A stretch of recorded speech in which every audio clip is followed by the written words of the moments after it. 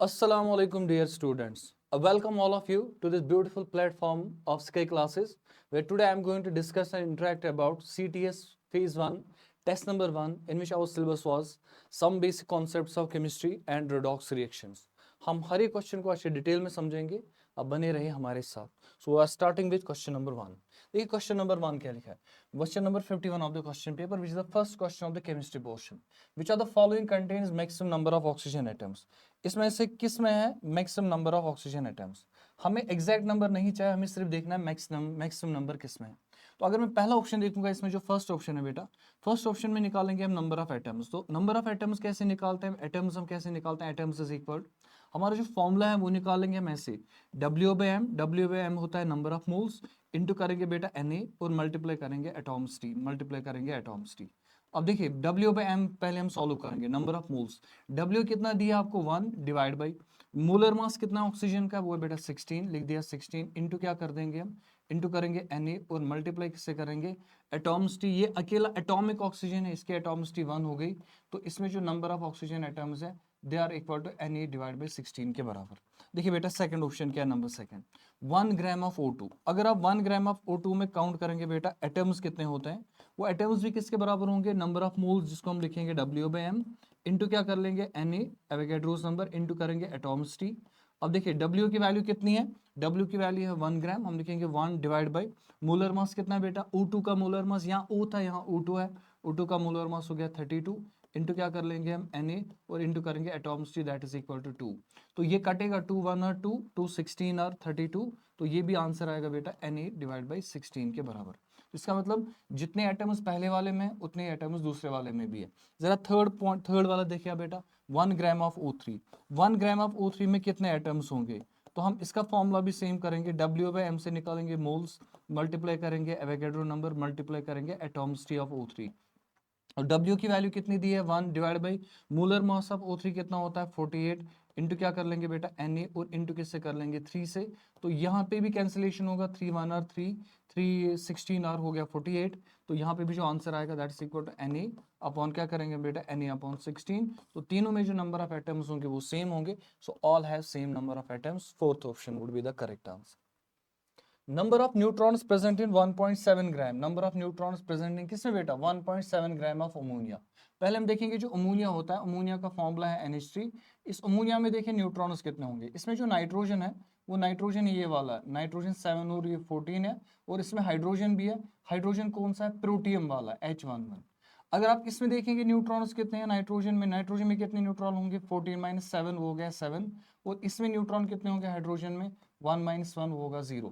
इसका मतलब इस पूरे अमोनिया मॉलिक्यूल में जो न्यूट्रॉन है वो सिर्फ नाइट्रोजन एटम में, और इसमें जो न्यूट्रॉन्स होंगे इस एक अमोनिया मॉलिक्यूल में जो न्यूट्रॉन है वो किसके बराबर है 7 के बराबर. हमें क्या निकालना है, number of neutrons in 1.7 gram of ammonia.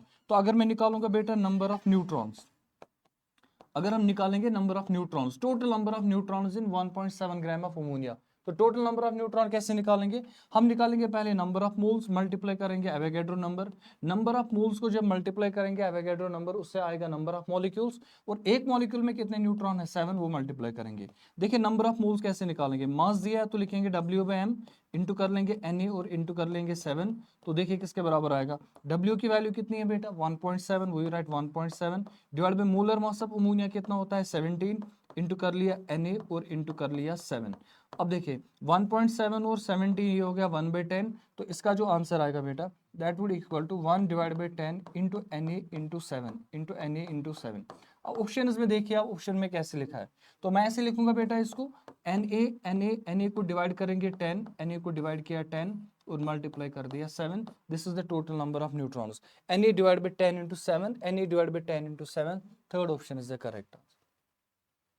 देखिए बेटा क्या लिखा है, 5.6 litre of oxygen at STP contains. आपको दिया 5.6 लीटर ऑफ ऑक्सीजन गैस और एसटीपी पे उसमें क्या होंगे, तो आपको दिए हैं बेटा एटम्स, आपको एटम्स निकालने. तो अगर आपको एटम्स निकालना है, एटम्स कैसे निकालेंगे बेटा नजर रखिए, एटम्स कैसे निकालते हैं, इट इज इक्वल, पहले निकालेंगे नंबर ऑफ मोल्स मल्टीप्लाई करेंगे एवोगैड्रो नंबर और मल्टीप्लाई करेंगे हम बेटा एटॉम्स टी, किसके एटॉम्स टी ऑक्सीजन की, ऑक्सीजन की एटॉम्स टी कितनी होती है 2 के बराबर. तो हम लिखेंगे नंबर ऑफ मोल्स किस फॉर्मूला से निकालेंगे W/M, या हमें यहाँ पे वॉल्यूम दिया है we write V divided by 22.4, V divided by 22.4 into Na Na का वैल्यू भी सब्स्टिट्यूट करेंगे क्योंकि हमें यहाँ पे Na का वैल्यू भी दिया है, तो यहाँ पे ना वैल्यूज जो दिए हैं तो 6 इंटू 10⁻23 करेंगे, इंटू कर लेंगे बेटा value 2. So we write v, what's the value of it is 5.6. 5.6 divide by 22.4 into कर लेंगे 6 इंटू 10⁻23 और मल्टीप्लाई कर लेंगे किससे, 2 से. जरा ये देखिए 5.6 और ये कटेगा, ये हो गया 1/4. अगर ये 4 हो गया 6, 2 1 और 2, 2 2 और 4, तो ये बनेगा 6/2. 6/2 कितना होगा, 2 1 और 2 3. तो आंसर आएगा बेटा 3 इंटू 10⁻23. तो ये आएगा इसका answer, 3 into 10⁻23 atoms should be the answer. देखिए बेटा क्या लिखा, sum of number of protons, electrons and neutrons. Sum of क्या निकालना है, number of protons, number of electrons और number of neutrons in 12 gram of carbon. आपको क्या दिया बेटा, कार्बन दिया, कार्बन 12 6 आपको दिया है. इसके आपको दिए हैं बेटा कितने ग्राम्स, इसके आपको दिए हैं बेटा 12 ग्राम. 12 ग्राम किसके दिए हैं, कार्बन 12 6 के. आपको निकालना है इसमें सम ऑफ प्रोटॉन्स, इलेक्ट्रॉन्स और न्यूट्रॉन्स. आपको सारा निकालना बेटा इसमें, sum of number of protons, number of electrons and number of neutrons. पहले हम देखेंगे इस कार्बन 12 में जो प्रोटॉन है, प्रोटॉन का नंबर कितना है. प्रोटॉन नंबर है 6, इलेक्ट्रॉन्स का नंबर भी होगा 6 और न्यूट्रॉन्स का नंबर जो होगा वो भी होगा बेटा 6 के बराबर. तो इनका जो टोटल नंबर है वो किसके बराबर है, दैट्स इक्वल टू 18. तो टोटल नंबर जो होगा वो किसके बराबर है, दैट्स इक्वल टू 18. अगर टोटल नंबर है 18 के बराबर, मुझे क्या निकालना है, इनका सम. सम निकालने के लिए हम क्या करेंगे, अगर हम सम निकालेंगे प्रोटॉन्स का, इलेक्ट्रॉन्स का और न्यूट्रॉन्स का, तो निकालेंगे कैसे, हम निकालेंगे पहले नंबर ऑफ मोल्स, मल्टीप्लाई कर लेंगे बेटा Na. नंबर ऑफ मोल्स कैसे निकालेंगे, हमें दिया बेटा 12 ग्राम ऑफ कार्बन, तो W/m से इंटू कर लिया Na, इंटू कर लेंगे कि कार्बन के एक पार्टिकल में, कार्बन के एक एटम में कितने हैं sum of electrons, protons and neutrons, वो किसके बराबर है, 18 के बराबर. तो यहाँ पे लिखेंगे 18. जरा नंबर ऑफ मोल्स बताए किसके बराबर है, वो होगा ना बेटा W/m इंटू क्या कर लेंगे अब Na, और मल्टीप्लाई किसको करेंगे, मल्टीप्लाई कर लेंगे 18. तो W की वैल्यू कितनी दी है, दैट्स इक्वल टू 12 ग्राम. तो हम लिखेंगे 12/12 into Na into 18 into Na into 18. जरा देखिए 12 और 12 कटेगा, वो हो गया 18 Na. अब जो 18 Na है इसको सॉल्व करिए. अब देखिए 18 Na किसके बराबर आएगा, 18 इंटू 6 इंटू 10⁻23 आएगा. देखो 18 इंटू 6 जो होगा, 18 इंटू 6 तो आएगा बेटा बराबर 108 के बराबर. और अगर आप 6.022 जोड़ देंगे तो इट इज 1084 के बराबर आएगा वो, अगर if you take 0.22 as well. Into आएगा बेटा 10⁻23. इसको सॉल्व करेंगे तो वो कितना आएगा, दैट्स इक्वल टू, ये आएगा 108.4. तो इसका आंसर आएगा बेटा 1.08 इंटू 10⁻23 की जगह इसमें से 10 निकलेगा ना, 10⁻2, तो ये बनेगा 25. तो ये आएगा बेटा इसका आंसर. तो थर्ड पार्ट होना चाहिए इसका आंसर. देखिए क्या लिखा बेटा, 4.4 gram of an unknown gas occupies 2.24 litre of volume. आपने कोई अननोन गैस लिया, उसका कितना वॉल्यूम आपने लिया, इसका कितना मास लिया आपने, 4.4 ग्राम आपने लिया किसी गैस का, ऑफ गैस, कोई अननोन गैस है, ठीक है, यहां तक तो चलेगा. अब क्या लिखा है, ऑक्युपाइज 2.24 लीटर वॉल्यूम, इसका कितना वॉल्यूम है, 2.24 लीटर वॉल्यूम है. लेकिन ये 2.24 वॉल्यूम जो है ये किस पे है, कंडीशन पे, एट STP. आपको बताना है द गैस में भी. देखो बेटा क्या, अगर आपने 4.4 ग्राम लिए, वो कितना पे वॉल्यूम कर रहा है, 2.24 लीटर. अगर मैं इस 2.24 लीटर को बनाऊंगा 1 मोल का वॉल्यूम, 1 मोल का वॉल्यूम बनाने के लिए इसको कितने से मल्टीप्लाई करना पड़ेगा बेटा, 10 से. तो ये बनेगा 22.4 लीटर. तो अगर ये 22.4 लीटर है, इसको भी 10 से मल्टीप्लाई करना पड़ेगा, ये बनेगा बेटा 44 ग्राम. इसका मतलब ये गैस जो होगा, इसके जो 1 मोल का वॉल्यूम होगा वो कितना होगा, 22.4 लीटर. इसका मतलब इसके 1 मोल का जो मास होना चाहिए, दैट शुड बी 44 ग्राम. और ये 44 ग्राम होना चाहिए फिर मोलर मास ऑफ गैस. ये होना चाहिए क्या बेटा, मोलर मास ऑफ गैस. तो इन तीन में से देखो आप, मोलर मास ऑफ गैस किसका 44 है, N2O का भी मोलर मास 44 है, CO2 का भी मोलर मास 44 है, दोनों का 44 है, इसलिए आंसर आएगा both 1 and 3. Fourth part is the correct answer. देखिए बेटा क्या लिखा है, if 3.011 into 10⁻20 molecules are removed from 98 milligram. आपको दिया 98 मिलीग्राम ऑफ सल्फ्यूरिक एसिड, इसमें से इतने मॉलिक्यूल हम निकाल रहे हैं, then number of moles of H2SO4 left are. पहले हम ये चीज चेक करेंगे, आपको 90 मिलीग्राम दिया सल्फ्यूरिक एसिड का, उसमें से कुछ मॉलिक्यूल आप निकाल रहे हैं. मॉलिक्यूल निकाले तो उसके बाद जो बचे हुए मॉलिक्यूल्स है वो कितने मोल्स होंगे, उतना ही आपको करना है. तो करेंगे कैसे, ध्यान से समझिए बेटा. पहले मैं देखूंगा ये जो मॉलिक्यूल इसमें से निकाले ये कितने मिलीग्राम होंगे. सो मैं लिखूंगा 3.01 इंटू 10⁻20. ये 10⁻20, ये बेटा है मॉलिक्यूल्स। इन मॉलिक्यूल्स को मैं मास में कन्वर्ट करूंगा। कैसे मास में कन्वर्ट करूंगा? इन मॉलिक्यूल्स को मैं डिवाइड करूंगा एवोगैड्रो नंबर विच इज 6 × 10⁻23 और इसको मैं मल्टीप्लाई करूंगा बेटा 98 ग्राम से। देखो क्या निकाला, यहां से निकलेगा number of moles, number of moles को मल्टीप्लाई किया मोलर मास, आंसर आएगा उसका मास। तो ये मास अगर हम सॉल्व करेंगे ये किसके बराबर आएगा? देखो बेटा ये 3 ये 6 ये 2 कटेगा, कटेगा इसके साथ। अब देखो बेटा यहाँ पे 2 आ गया, ये 2 और ये कटेगा, ये हो गया 49, आएगा कि नहीं? अब देखिए ये कितना आएगा बेटा 49 इंटू, देखो कितना आएगा, ये 10⁻23 ये 10⁻20, जब ये 23 ऊपर आ गया बनेगा 10⁻3 10⁻3। अब देखो हमें जो आंसर दिया ना वो ग्राम्स में नहीं दिया, वो मिलीग्राम में दिया, तो मैं इसको भी मिलीग्राम बनाऊंगा। अभी ये आंसर जो है वो ग्राम्स में है, अगर मैं इसको मिलीग्राम बनाना चाहूंगा तो ये क्या बनेगा 49 इंटू 10⁻3। अब ग्राम की जगह बनाना है मिलीग्राम, तो मैं इसको मल्टीप्लाई करूंगा 10⁻3 फिर लिखूंगा मिलीग्राम। यहाँ पे कंफ्यूज मत होना, ये 10⁻3 तब वैल्यू है जब ये ग्राम्स में है, लेकिन मैंने इसको मिली बनाया, मिली मीन्स 10⁻3, तो इसको 10⁻3 के साथ मल्टीप्लाई भी करना पड़ेगा।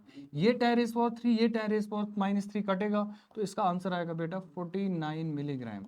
तो 49 मिलीग्राम हम बाहर निकाल रहे हैं, रिमूव कर रहे हैं, इतने मॉलिक्यूल्स जो होते हैं दे आर 49 मिलीग्राम।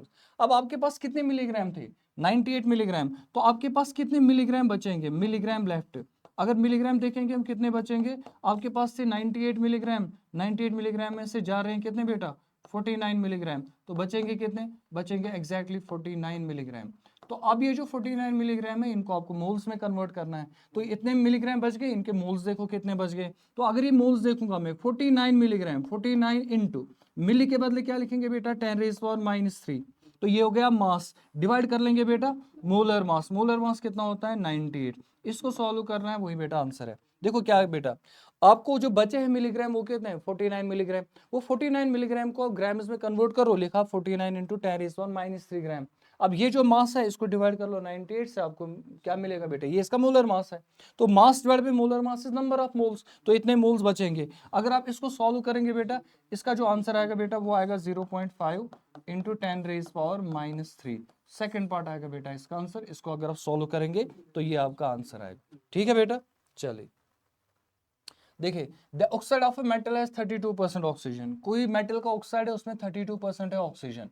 तो आपके पास एक मेटल ऑक्साइड है MO, इसमें दो चीजें हैं, एक तो इसमें ऑक्सीजन है इसमें 32%, 32% का मतलब हो गया कि मास परसेंट है, ये हो गया 32 ग्राम। और इसमें आपको जो मेटल दिया होगा, मेटल कितना होगा 100 - 32, वो हो गया बेटा कितना 68%, 68% का मतलब है वो है 68 ग्राम। अब आपको क्या निकालना है, equivalent weight of, the equivalent weight would be its equivalent weight, its equivalent weight means metal का। तो इक्विवेलेंट मास ऑफ मेटल कैसे निकालेंगे आप, equivalent mass of metal that's equal to, हम ऊपर क्या लिखेंगे बेटा कि मेटल का कितना मास है, मेटल का मास कितना है 68, बताओ कितने के साथ कंबाइन हुआ है 68 ग्राम ऑफ मेटल कंबाइन हुआ है 32 ग्राम ऑफ ऑक्सीजन, तो डिवाइड कर लेंगे 32। अब ऑक्सीजन के रेस्पेक्ट में इक्विवेलेंट मास निकालना है तो मल्टीप्लाई करेंगे 8, इसको सॉल्व करेंगे तो आंसर इज 17 ग्राम। आंसर कितना आएगा 17 ग्राम। कितना मेटल हुआ, कितने ऑक्सीजन के साथ कंबाइन हुआ, और जब ऑक्सीजन के रेस्पेक्ट में निकालते हैं इक्विवेलेंट मास, हम ऑलवेज देखते हैं कि किसी सबस्टेंस का कितना मास ऑक्सीजन के 8 ग्राम्स के साथ कंबाइन हुआ, इसलिए 8 मल्टीप्लाई किया और आंसर कितना आएगा, आंसर आएगा बेटा 17 gram. This is the equivalent mass. Which contains least number of molecules, इनमें से लीस्ट नंबर ऑफ मॉलिक्यूल्स किस में प्रेजेंट होंगे। देखो लीस्ट नंबर ऑफ मॉलिक्यूल्स निकालना, अगर आपको लीस्ट नंबर ऑफ मॉलिक्यूल्स निकालना, आप बेटा नजर रखिए मॉलिक्यूल्स कैसे निकालेंगे। मॉलिक्यूल्स हम निकालेंगे, हम पहले कैलकुलेट करेंगे number of moles, number of moles को मल्टीप्लाई करेंगे Na। अब नंबर ऑफ मोल्स कैसे निकालेंगे, हमें मास दिया है 4 गैसेस का, तो हम निकालेंगे बेटा W/m × Na। अब देखो बेटा क्या, अगर मैं पहले ऑप्शन को सॉल्व करूंगा, जरा पहले ऑप्शन में मुझे बता क्या आएगा। पहले ऑप्शन में अगर मैं मॉलिक्यूल्स निकालूंगा किसके बराबर आएगा, W का वैल्यू कितना है 1 डिवाइड बाय मोलर मास कितना है कार्बन डाइऑक्साइड का 44 इंटू करूंगा Na, तो पहले वाले ऑप्शन में आएगा Na/44, पहले वाले में ऑप्शन में आ गया Na/44। जरा दूसरे ऑप्शन में बताओ कितने मॉलिक्यूल्स आएंगे, कितने ग्राम है बेटा 1 ग्राम, आपने लिखा 1 divide by molar mass of N2 कितना है 28 इंटू करोगे Na, तो बताओ कितना आएगा, that's equal to Na divide by 28। Third option में बताइए, थर्ड ऑप्शन में क्या आएगा, थर्ड ऑप्शन में लिखेंगे हम 1 gram divide by 32 into Na, तो वो आएगा Na/32, तो यहाँ पे आएगा आंसर Na डिवाइड बाई 32। और फोर्थ ऑप्शन क्या आएगा, फोर्थ ऑप्शन है 1 ग्राम, 1 ग्राम किसका H2 का divide by 2 into Na, that is Na/2।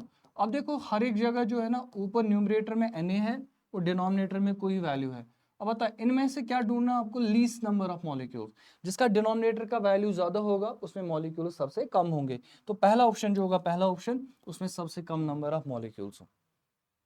चलिए, A gas is found to have the formula, कोई गैस है आपको उसका ये फॉर्मूला दिया है CO लेकिन x times, it is vapour density 70, the value of x must be. देखो क्या है, पहली बात है कि वेपर डेंसिटी आपको दिया है, अगर वेपर डेंसिटी दिया होगा आप निकाल सकते हैं मॉलिक्यूलर मास। मॉलिक्यूलर मास किसके बराबर होता है, 2 इंटू वेपर डेंसिटी। तो मॉलिक्यूलर मास है 2 इंटू वेपर डेंसिटी कितनी है 70, 2 इंटू 70 कितना आएगा बेटा बराबर, दैट्स इक्वल टू 140 के बराबर। दूसरी बात, अब आपको निकालना value of x must be. देखो इसका मतलब क्या, अगर मैं COX का एक मॉलिक्यूल लूंगा बराबर, एक मॉलिक्यूल का मास आएगा 140, इसका मतलब है अगर मैं लूंगा x टाइम्स, अगर मैं x टाइम्स लूंगा, x टाइम्स लूंगा क्या बेटा, x टाइम्स, देखो बेटा क्या लिख रहा हूं मैं, अगर मैं लूंगा बेटा यहां से, अगर मैं लूंगा x टाइम्स लूंगा mass of CO, x times mass of CO, वो किसके बराबर आना चाहिए 140 के बराबर।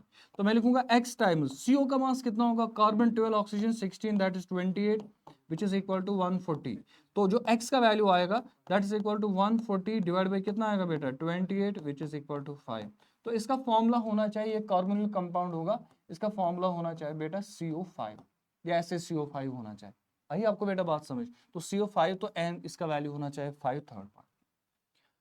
देखिए the number of gram molecules of oxygen in gram molecules of oxygen. अब ये ग्राम मॉलिक्यूल्स क्या होता है, gram molecules means moles of oxygen. Gram molecules का मतलब है moles of oxygen molecules, moles of oxygen molecules in 6 into 10 raised power 24 molecules of carbon monoxide. देखो क्या दिया बेटा 6.02, 6 लिख दो इंटू 10 रेज पावर 24, किसके मॉलिक्यूल दिए, CO मॉलिक्यूल्स। जरा आप खुद समझिए ये कितने मोल्स हो गए, जरा खुद समझो ये कितने मोल्स है। क्या ये 10 मोल नहीं है, अगर मैं इसको ब्रेक करूंगा I will write 6 into 10 raise power 23 into 10। अब देखो यही वैल्यू है 6 into 10 raise power 24, 6 into 10 raise power 24, इसके बदले क्या वैल्यू लिखेंगे मोल, तो ये आंसर आएगा कितना, ये आएगा बेटा 10 मोल।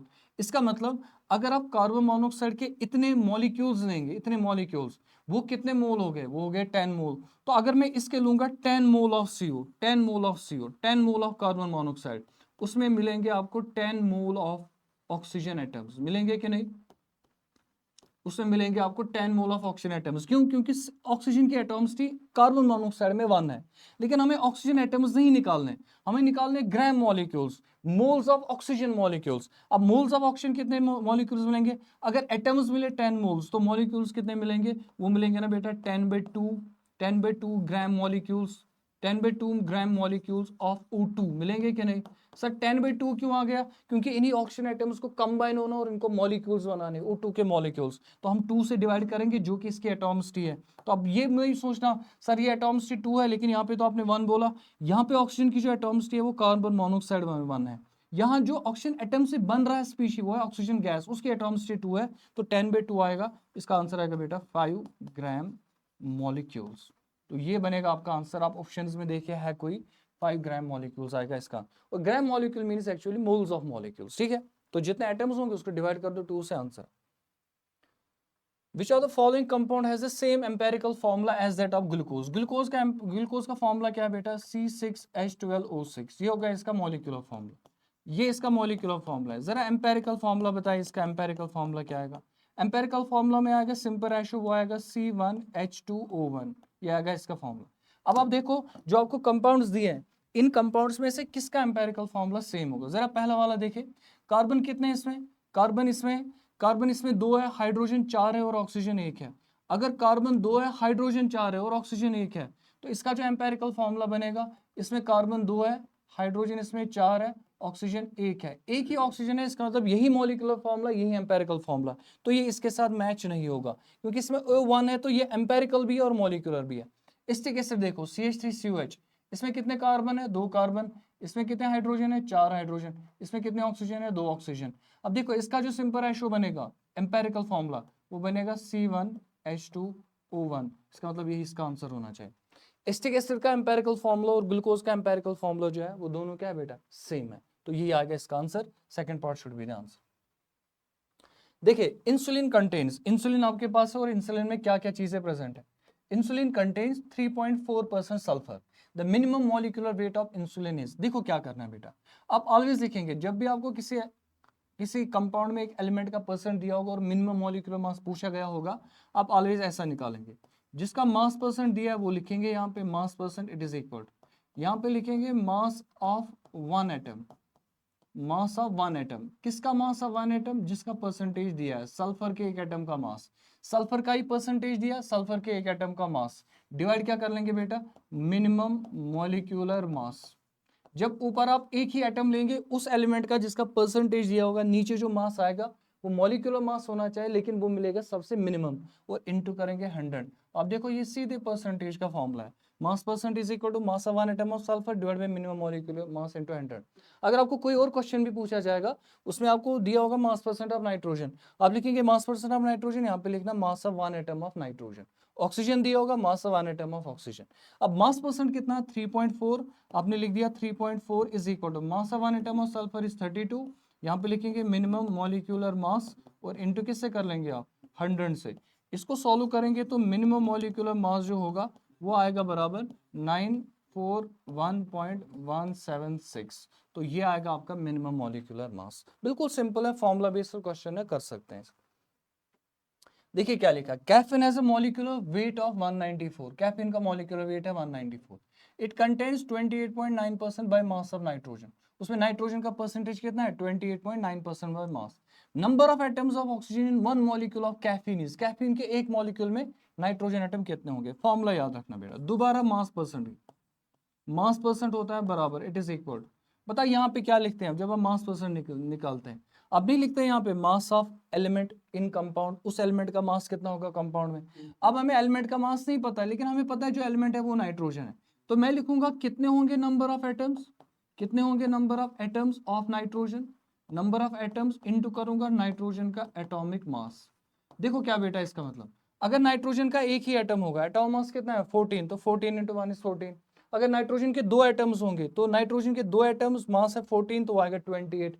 चार एटम होंगे तो 4 into 14 that is equal to 56 के बराबर आएगा। तो ऐसे आपको करना पड़ेगा, डिवाइड क्या कर लेंगे हम, उसका मॉलिक्यूलर मास कितना है, डिवाइड करेंगे मॉलिक्यूलर मास और इंटू किससे कर लेंगे, 100 से। बताए किस किस का वैल्यू दिया, मास परसेंट कितना दिया बेटा 28.9, 28.9 it is equal to number of atoms आपको निकालने हैं, वो निकाल देंगे number of atoms, number of atoms into atomic mass of nitrogen कितना है 14, डिवाइड कर लेंगे मॉलिक्यूलर मास, वो वहीं से दिया 194, इनटू क्या कर लेंगे आप, इनटू कर लेंगे 100। तो अगर आप निकालेंगे इसमें से नंबर ऑफ एटम्स जो आएंगे, नंबर ऑफ एटम्स किसके बराबर आएगा जरा जल्दी बताओ, इन दो को मल्टीप्लाई कर लो, 28.9 इंटू 194 और डिवाइड क्या हो जाएगा 100 इंटू 14, वो कितना हो गया 1400। तो आंसर जो आएगा दैट इज इक्वल टू 4।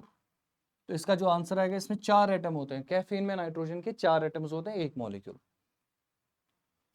देखिए क्या लिखा है, द इक्वेशन, आपको एक इक्वेशन दिया है, इस इक्वेशन के बारे में आपको इन्फॉर्मेशन बताना है। इक्वेशन का इन्फॉर्मेशन क्या है, एल्युमिनियम सॉलिड है, एल्युमिनियम सॉलिड है और इसके 2 मोल है, ऑक्सीजन गैस है और इसके 3/2 मोल है।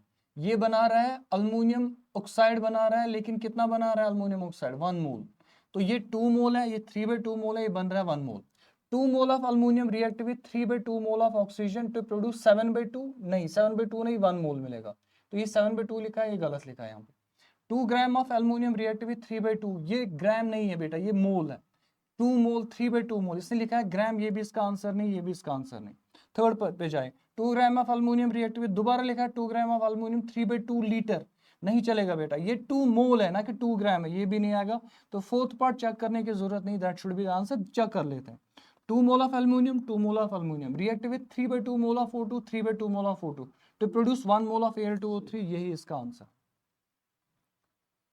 The number of liters of air required to burn 8 liters of C2H2, आपको इथाइन गैस दिया है, तो उसके कितने लीटर्स बर्न करने हैं आपको, 8 liters of C2 is approximately the number of liters of air। बेटा यहाँ पे ध्यान रखना, यहाँ पे पूछा है एयर, ऑक्सीजन नहीं पूछा, एयर पूछा है।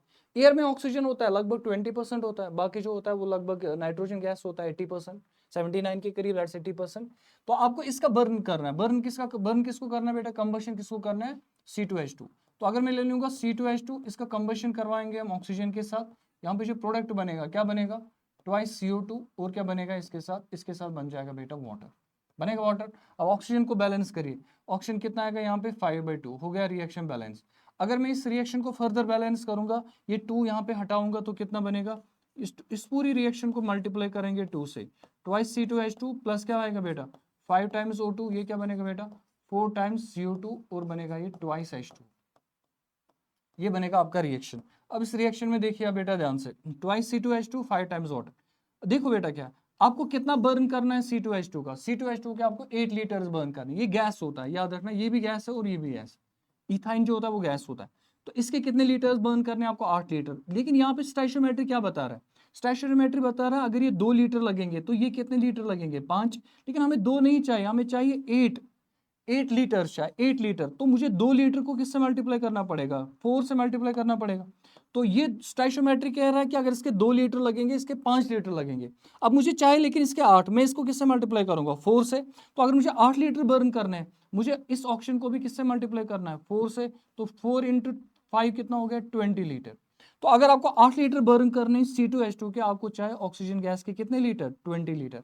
अब 20 लीटर कहां से आएगा, एयर में से निकालना है आपको 20 लीटर ऑफ ऑक्सीजन, आपको कितना एयर लेना पड़ेगा जिसमें से निकलेगा 20 लीटर ऑफ ऑक्सीजन, आपको 100 लीटर ऑफ एयर लेना पड़ेगा, उसमें से 20% ऑक्सीजन है दैट इज 20 लीटर, 80% क्या होगा nitrogen and other small gases जो ट्रेसेस में होते हैं। तो आपको कि ये 20 लीटर ऑफ नाइट्रोजन जो होगा, 20 लीटर ऑफ ऑक्सीजन जो होगा, 20 लीटर ऑक्सीजन जो होगा वो आपको मिलेगा फ्रॉम कहां से बेटा 100 litre of air, 100 litre of air आपको लेना पड़ेगा। अगर इसमें लिखा होता कि आपको ऑक्सीजन के कितने लीटर्स लेने पड़ते, इट्स आंसर शुड बी 20, अगर एयर लिखा तो आपको लिखना पड़ेगा बेटा 100 लीटर आपको लेने पड़ेंगे, तो यहाँ पे आप लेंगे 100। देखिए बेटा if 0.5 mole of barium chloride, 0.5 मोल किसके लेना है बेटा बैरियम क्लोराइड के, is mixed with 0.2 mole of sodium phosphate, the maximum number of moles of barium phosphate that can be formed is. जरा इस रिएक्शन को ही देख लेते हैं और यहीं से सॉल्व करते हैं। इसमें BeCl2 के लिखे हैं 3 मोल और Na3PO4 के लिखे हैं 2 मोल और बैरियम फॉस्फेट जो है इसका लिखा है बेटा 1 मोल। अब आपको देखो क्या क्या दिया, बैरियम क्लोराइड दिया है, इसको लिखना पड़ेगा एक बार, तो अगर मैं लिखूंगा 3 times BaCl2, 3 times BaCl2 plus क्या करेंगे बेटा 2 टाइम्स सोडियम फॉस्फेट Na3PO4, जरा बताइए क्या दे रहा है बेटा 1 मोल मिल रहा है बैरियम फॉस्फेट का, Be3PO4 whole twice 1 mole of barium phosphate मिल रहा है। अब जरा इसको देखिए हमें क्या क्या डिटेल्स वहां से दिए, 0.5 मोल ऑफ बैरियम क्लोराइड इसका दिया है 0.5 मोल, ठीक है 0.5 मोल, इसका कितना दिया बेटा 0.2 मोल। अब आप पहले चेक करिए कि इन दोनों में से लिमिटिंग रिएजेंट कौन है, लिमिटिंग रिएजेंट कैसे निकालेंगे। अब बताए इसका स्टोइचियोमेट्रिक कोएफिशिएंट कितना है 3, तो अगर मैं देखूंगा इसका इसका लिमिटिंग रिएजेंट कौन होगा 0.5/3, 0.5/3, जरा यहाँ पे बताओ 0.2/2, बता ज्यादा वैल्यू किसकी होगी कम वैल्यू किसकी होगी, ये वैल्यू निकलेगा बेटा लेस और ये वैल्यू निकलेगा ज्यादा, ये निकलेगा मोर वैल्यू, इसका वैल्यू ज्यादा है लेकिन इसका वैल्यू क्या बेटा वो तो कम होगा, अगर इसका वैल्यू कम होगा तो ये क्या बनेगा, ये बनेगा LR और ये वाला क्या बनेगा बेटा, ये बनेगा आपका ER। जो LR होता है, अब प्रोडक्ट जो बनेगा आपको क्या लिखा है, the maximum number of moles of barium phosphate that can be formed. एक रिएक्शन में जब आप प्रोडक्ट निकालते हैं अमाउंट ऑफ प्रोडक्ट, वो कहां से आप निकालते हैं बेटा, आप LR देखते हैं या ER देखते हैं, आप देखते हैं कि LR क्या है, तो LR के अगर 2 मोल्स खत्म हो गए तो ये कितना बनेगा, ये बनेगा 1 मोल। अब अगर ये 0.2 मोल खत्म हुए तो ये कितना बनेगा, ये बनेगा 0.1 मोल, तो 0.1 मोल बनना चाहे फोर्थ ऑप्शन होगा बेटा इसका करेक्ट आंसर। चले देखिए बेटा क्या लिखा है, 4 ग्राम ऑफ हाइड्रोजन और ignited with 4 gram of oxygen, 4 gram hydrogen के 4 ग्राम ऑक्सीजन के, the weight of water formed is, water का वेट कितना बनेगा, एकदम सिंपल क्वेश्चन है, LR पे भी इसलिए कर सकते हैं जल्दी जल्दी। तो हमारा जो इक्वेशन बनेगा वो बनेगा ट्वाइस H2 प्लस क्या बनेगा बेटा O2, it gives twice H2, ये हमारा बनेगा इक्वेशन। अब देखो स्टोइचियोमेट्री क्या कहता है, स्टोइचियोमेट्री कहता है इसके अगर 4 ग्राम लगेंगे तो ये कितना लगेगा 32 ग्राम, तब वाटर कितना बनेगा, वाटर बनेगा बेटा 36 ग्राम। क्यों बनेगा 36, सर ये 2 मोल है हाइड्रोजन के, हाइड्रोजन का H2 का 1 मोल होता है 2 ग्राम, तो आपको ये 2 मोल लेने हो गया 4 ग्राम, ऑक्सीजन का 1 मोल लगेगा दैट इज 32 ग्राम, वाटर के 2 मोल्स बनेंगे वो कितने ग्राम्स हो गए 36 ग्राम। तो अब देखो आपको गिवन क्या दिया है, जरा आप वहां से देखिए क्या दिया है, इसके तो 4 ग्राम दिए हैं, चलेगा ठीक है 4 ग्राम तो दिए हैं, लेकिन और क्या दिया 4 gram of hydrogen ignited with 4 gram of oxygen. अरे भाई साहब हमें ऑक्सीजन चाहिए 32 ग्राम, आपने कितना दिया है 4 ग्राम, जितना हमें चाहिए उतना नहीं दिया आपने, कम दिया है, जरूरत से कम दिया है, तो ये बनेगा इसका LR। तो ये वाला क्या होगा फिर, ये तो ER बनेगा इसका, तो ये बनेगा इसका LR। अगर ये LR है तो अब वाटर कितना बनेगा आप खुद बताओ बेटा, 32 ग्राम से कितना बनेगा, 36, 32 ग्राम ऑफ ऑक्सीजन से वाटर बनेगा 36, तो 1 ग्राम से कितना बनेगा 36 डिवाइड बाई 32, तो 4 ग्राम से कितना बनेगा, मल्टीप्लाई कर लेंगे 4 ग्राम। ये बात समझ में आई बेटा। अगर ये 32 ग्राम खत्म हो गया ना, कंज्यूम हो गया, ये कितना बनेगा 36, 1 ग्राम से कितना बनेगा 36 बाई 32, 4 ग्राम से कितना बनेगा इंटू 4, इसको सॉल्व करेंगे, आंसर इज 4.5 ग्राम। तो वाटर जो बनेगा वो क्या बनेगा बेटा 4.5 ग्राम। इसका जो करेक्ट आंसर होगा दैट इज थर्ड ऑप्शन 4.5। अब देखिए बेटा क्वेश्चन में क्या लिखा है, 1.6 gram of sulphur dioxide, sulphur dioxide के 1.6 ग्राम, रिएक्शन शायद दिया होना चाहिए, हाँ ये रिएक्शन 1.6 ग्राम दिया सल्फर डाइऑक्साइड के, और मॉलिक्यूल्स दिए 1.5 into 10 raised power 22 molecules of H2S are mixed and allowed to remain in contact in a reaction until the reaction proceeds to completion, which are the following statement is true. Only sulfur and water remain in the reaction vessel, water will remain in excess, sulfur dioxide। तो हमें ER निकालना है, बस उतना ही करना है। तो हम क्या लिखेंगे, रिएक्शन अगर हम लिखेंगे, रिएक्शन क्या बनेगा, ट्वाइस H2S प्लस क्या कर लेंगे बेटा, प्लस कर लेंगे SO2। बेटा हम थोड़ा ध्यान देंगे, ऐसे करेंगे, ट्वाइस H2S और प्लस क्या करेंगे SO2, रिएक्शन बैलेंस है, इससे हम आंसर निकाल देंगे। देखो आंसर कैसे करेंगे, बता इसके कितने ग्राम, इसकी स्टोइचियोमेट्री देखिए, इसकी स्टोइचियोमेट्री देखिए जरा, इसकी स्टोइचियोमेट्री आप बेटा चेक करिए। स्टोइचियोमेट्री कहता है कि हाइड्रोजन सल्फाइड के 2 मोल, हाइड्रोजन सल्फाइड का 1 मोल होता है 34 ग्राम, 2 मोल कितने हो गए बेटा 68 ग्राम हो गया ना। सल्फर 32 और ये हाइड्रोजन 2 कितने हो गए 34, 34 कितनी बार लेना आपको, 2 बार, हो गया ना 2 मोल दैट 68 ग्राम। सल्फर डाइऑक्साइड का 1 मोल होता है कितने ग्राम 64 ग्राम। पहले इस बात को समझ लो थोड़ा, अगर सल्फर डाइऑक्साइड के 64 ग्राम चाहिए तो हाइड्रोजन सल्फाइड कितना चाहिए इस वाली रिएक्शन में 68, मतलब जितना ये अमाउंट चाहिए लगभग उतना ही ये भी चाहिए, लगभग ऑलमोस्ट कंपेरेबल। अगर मैं 64 ग्राम लूंगा ये 68, अगर मैं 100 ग्राम लूंगा ये 100 से थोड़ा ज्यादा, कितना होगा 103 ग्राम। अगर ये 50 ग्राम हो गए 50 से थोड़ा ज्यादा 51 ग्राम। अगर ये 10 ग्राम हो गए ये कितना चाहिए, लगभग 10.1 10.2 ग्राम उतना चाहिए। तो ये हमें समझा रहा है स्टोइचियोमेट्री। अब देखो आपको क्वेश्चन में क्या दिया है, वहीं से क्वेश्चन में वहां से लिखा है कि 1.6 ग्राम ऑफ SO2, आपने SO2 के कितने ग्राम लिए 1.6 ग्राम, ये आपको दिया, और कितने मॉलिक्यूल दिए बेटा, इसके मॉलिक्यूल दिए, इसका मास नहीं दिया, इसके जो मॉलिक्यूल दिया मैं इनको मास में कन्वर्ट करूंगा। जरा बताओ कितने मॉलिक्यूल दिया, 1.5 into 10 raised power 22। अब मॉलिक्यूल्स को कैसे मास में कन्वर्ट करते हैं, डिवाइड करते हैं Avogadro number 6 into 10 raised power 23 और मल्टीप्लाई करते हैं मोलर मास। किसका मोलर मास, H2S का, H2S का मोलर मास कितना होगा 34, गलती से 68 नहीं लेना, 68 is the mass of 2 mole of H2S, तो इनटू कर लेंगे बेटा 34 ग्राम। इसको अगर सॉल्व करेंगे तो वो आंसर आएगा बेटा 0.85 ग्राम। 0 किसके 0.85 ग्राम, आपको H2S के दिए 0.85 ग्राम, सल्फर डाइऑक्साइड के दिए 1.6 ग्राम। जरा बताओ मैंने क्या बताया बेटा, अगर आपको सल्फर डाइऑक्साइड चाहिए 1.6 ग्राम, 1.6 ग्राम, क्या आपको ये भी लगभग उतना ही चाहिए, almost comparable value, it should have been like 1.67 1.68, लेकिन ये तो कम दिया 0.85, बहुत कम दिया। तो ये वाला बनेगा इसका कौन सा रिएजेंट, एक्सेस रिएजेंट, ये बनेगा लिमिटिंग रिएजेंट। बताओ लास्ट में कौन बचेगा, ये सारा खत्म होगा ये बच जाएगा, तो लास्ट में SO2 बचेगा, SO2 will remain in excess, तो थर्ड ऑप्शन आएगा इसका। देखिए क्या लिखा, 0.45 ग्राम ऑफ एसिड, आपको एक एसिड दिया उसके कितने ग्राम दिए 0.45 ग्राम ऑफ एसिड, उसका मॉलिक्यूलर वेट दिया 90 आपको, was exactly neutralized by, उसको न्यूट्रलाइज किया 20 ml of 0.5 normal NaOH solution, basicity of the acid is. देखो क्या करेंगे, आपको एसिड दिया और प्लस दिया बेटा बेस, बेस कौन सा दिया NaOH, एसिड और NaOH आपको दिया हुआ। अब देखिए एसिड और NaOH जो है, कुछ लोग होंगे जिनको डायरेक्टली ये समझ में आएगा कौन सा एसिड है जिसका मॉलिक्यूलर वेट 90 है, कुछ लोगों को इससे भी आइडिया आएगा it must be oxalic acid and factor must be 2, तो निकालेंगे कैसे वो समझेंगे। आपको क्या करना है, नंबर ऑफ इक्विवेलेंट्स जो होते हैं एसिड के, number of equivalents of acid वो ऑलवेज बराबर होंगे number of equivalents of NaOH, क्योंकि यही दो रिएक्शन करके बनाएंगे ना सॉल्ट एंड वाटर, जब सॉल्ट एंड वाटर बनेगा तो इनके इक्विवेलेंट्स क्या होंगे आपस में बराबर होंगे, तो इक्विवेलेंट्स बराबर है। हम number of equivalents of acid निकालेंगे, कैसे निकालेंगे, 0.45 दिया है ग्राम मास और ये दिया मोलर मास, तो आई will right mass W divided by molar mass into करूंगा बेटा n फैक्टर, और n फैक्टर ही क्या है, what's it's n factor, n factor बनेगा इस एसिड की बेसिटी, क्योंकि एसिड है इसका n फैक्टर होता है इसकी बेसिटी, W भी दिया m भी दिया n फैक्टर भी दिया, it is equal to number of equivalents of NaOH। यहां भी जो मैंने आंसर निकाला these are number of gram equivalents, ये मिल इक्विवेलेंट्स नहीं है। यहां से मैं निकालूंगा नंबर ऑफ, क्या निकालूंगा बेटा, number of gram equivalent. Number of gram equivalent कैसे निकालेंगे, आपको दिया नॉर्मेलिटी और volume, I will write normality multiplied by volume, but there is a problem कि वॉल्यूम जो दिया है वो ml में दिया है। आपको ml में वॉल्यूम नहीं लेना, आपको लीटर्स में लेना है। इससे इसको मल्टीप्लाई करेंगे आप 10⁻³ बस इतना ही है। नॉर्मलिटी W का वैल्यू कितना दिया है 0.5, 0.5 मोलर मास कितना दिया 0.45 मोलर मास दिया 90 इंटू करेंगे आप n factor which is 20 here. तो नॉर्मलिटी कितनी दी है 0.5 इंटू वॉल्यूम कितना दिया है 20 इंटू क्या करेंगे आप 10⁻³ इसको सॉल्व करेंगे तो जो n फैक्टर आएगा दैट इज इक्वल टू 2। इसका जो n फैक्टर आएगा वो किसके बराबर आएगा दैट्स इक्वल टू 2। बिल्कुल सिंपल क्वेश्चन है, आसान है कर। देखिए नेक्स्ट क्वेश्चन में क्या लिखा है 0.5 ग्राम ऑफ अ बेस, एक बेस के 0.5 ग्राम है, उसको कंप्लीटली न्यूट्रलाइज किया किसने 100 ml of 0.2 normal acid.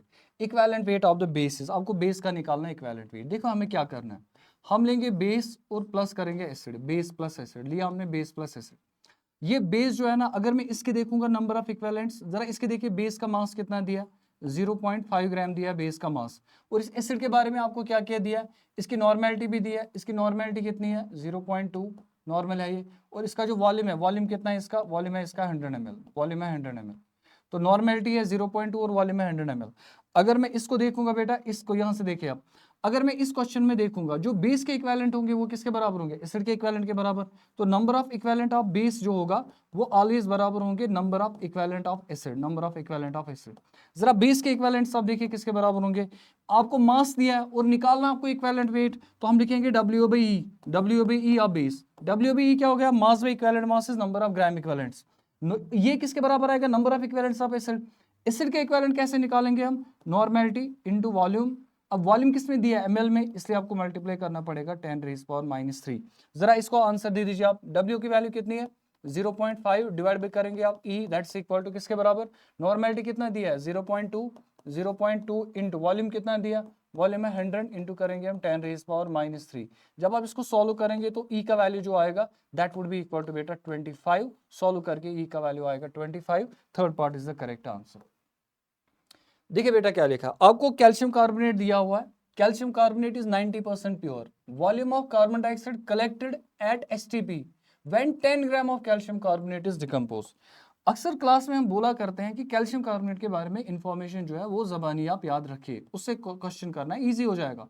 Calcium carbonate जब डिकम्पोज होता है इसमें बनता है कैल्शियम ऑक्साइड और क्या बनता है, और बनता है कार्बन डाइऑक्साइड। जरा इसकी स्टोइचियोमेट्री देखिए, अगर कैल्शियम कार्बोनेट के 100 ग्राम खत्म होंगे, डिसॉल्व डिकम्पोज होंगे इस रिएक्शन में, तो बनेगा क्या, कार्बन डाइऑक्साइड, कैल्शियम ऑक्साइड बनेगा 56 ग्राम। लेकिन हमें कैल्शियम ऑक्साइड पूछा नहीं है, कार्बन डाइऑक्साइड पूछा है।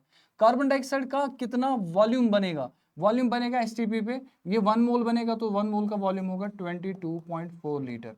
जरा ध्यान से समझिए, कैल्शियम कार्बोनेट का 1 मोल होता है 100 ग्राम ऑफ कैल्शियम कार्बोनेट। अगर ये 100 ग्राम डिकम्पोज हो गया रिएक्शन में, तब जो कार्बन डाइऑक्साइड का वॉल्यूम बनेगा वो कितना बनेगा 22.4 लीटर। अब आपको क्वेश्चन में लिखा है कि ये सिर्फ डिकम्पोज हो रहा है कितने ग्राम, 10 ग्राम, लेकिन ये प्योर कितना है, ओनली 10 ग्राम ही डिकम्पोज हो रहा है, 10 ग्राम ही डिकम्पोज हो रहा है, और वो कितना प्योर है 90% प्योर है। इसका मतलब 10 ग्राम अगर डिकम्पोज होंगे, लेकिन उसमें से 9 ग्राम ही है जो रिएक्शन करेंगे, क्योंकि वही प्योर है। 1 ग्राम जो होगा उसमें वो इंप्योरिटी होगा।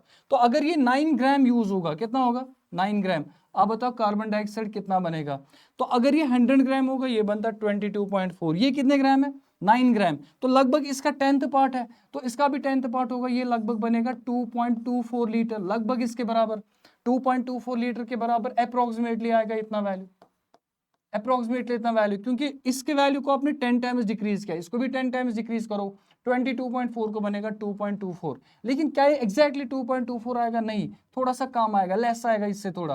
कितना वैल्यू आएगा अगर वो लेस आएगा, दैट्स इक्वल टू 2.016 लीटर, थोड़ा इससे कम आएगा, तो ये वाला आएगा बेटा इसका आंसर। चलिए लिखे बेटा, देखो आसान कितना है, सवाल कितना सिंपल है। 1 gram equivalent of A substance is present in, आपको बताया ना 1 ग्राम इक्विवेलेंट ऑफ सबस्टेंस किसमें प्रेजेंट है। पहला ऑप्शन देखिए क्या लिखा है 0.25 मोल ऑफ O2। जरा एक कम करिए बेटा, मैं लूंगा 1 मोल ऑफ O2, क्या लूंगा बेटा 1 mole of O2। 1 mole of O2 कितने ग्राम होता है 32 ग्राम। तो अगर मैं लूंगा 32 ग्राम ऑफ ऑक्सीजन, मैंने कितना लिया 1 मोल ऑफ O2। अगर मैं 32 ग्राम नहीं लूंगा, 32 ग्राम नहीं लूंगा, if I take only 16 gram, 16 gram of O2, क्या वो 1 मोल होगा या वो हाफ मोल होगा, that is half mole of O2, half mole of O2 होगा, होगा कि नहीं। अगर मैं 16 ग्राम नहीं लेता, मैं लेता सिर्फ 8 ग्राम, 8 ग्राम, तो तब ये कितना बनता 1/4 मोल of O2, 1/4 mole of O2। तो 1/4 मोल ऑफ O2 जो है वो कितने ग्राम्स के बराबर है, 8 ग्राम्स के बराबर। और आपको ये पता है कि 8 ग्राम जो होता है that is equivalent weight of oxygen. इसका मतलब अगर मैं लूंगा 1/4 मोल of O2, 1/4 mole of O2 means 0.25 mole of O2।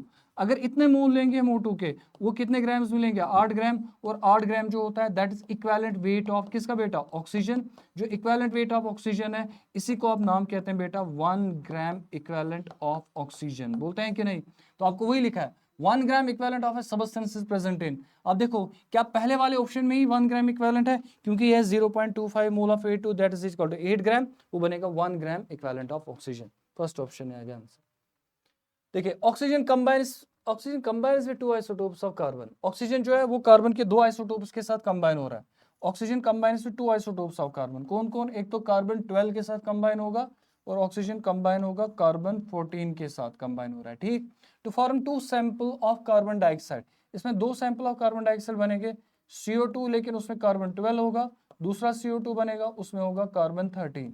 अब आपको क्या लिखा है, द डेटा इलस्ट्रेट्स, कुछ भी नहीं दिखाएगा, ये क्या दिखाएगा, law of conservation of mass नहीं, लॉ ऑफ मल्टीपल प्रपोर्शन नहीं, लॉ ऑफ गैसेस वॉल्यूम्स नहीं, तो इसमें आएगा नन ऑफ दीज, कुछ भी एक्सप्लेन नहीं करा है, इससे हम कुछ आंसर नहीं निकाल सकते, ठीक है। इसके साथ कंबाइन हो रहा है, बन रहा है, तो उससे क्या होगा, कुछ भी नहीं होगा, none of these is the answer. देखो बेटा क्या होगा, 1 gram of magnesium is burnt with, आपने लिया 1 ग्राम ऑफ मैग्नीशियम, उसको आपने जलाया हुआ है। 1 gram of magnesium is burnt with 0.56 gram of O2 in a closed vessel, which reactant is left in excess, ER ढूंढना है एंड हाउ मच, कितना। देखो मैग्नीशियम का रिएक्शन क्या बनेगा, ट्वाइस Mg प्लस O2, क्या देगा, ट्वाइस Mg प्लस O2, वो देगा ट्वाइस MgO देगा ही। अब देखिए आपको क्वेश्चन में क्या लिखा हुआ, जरा इसकी स्टोइचियोमेट्री देखिए आप, क्या है, मैग्नीशियम के 2 मोल, मैग्नीशियम का 1 मोल कितना होता है 24 ग्राम, 2 मोल कितने हो गए 48 ग्राम। ऑक्सीजन का 1 मोल कितने ग्राम होता है 32 ग्राम।